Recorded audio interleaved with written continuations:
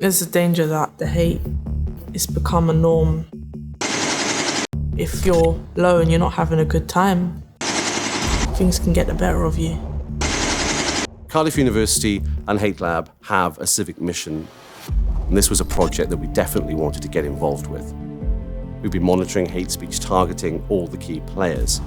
Data is collected around key matches and whenever those players are actually using social media. We use our ethical form of AI to then classify that data to feed into the creative, vibrant design of the shirts. What we're trying to do here is tell a story and put it literally onto a player's chest.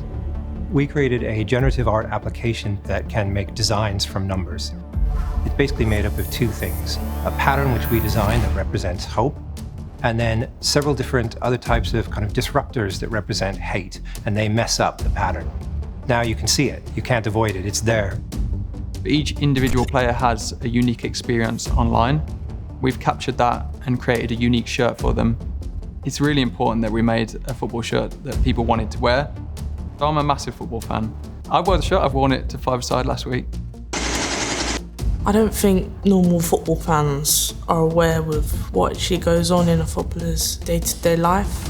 Actually, there's a human inside, which I think a lot of the time they forget. It's a good idea. Being a part of Hate United's a powerful thing. Coming together as a team helps tackle hate and show support.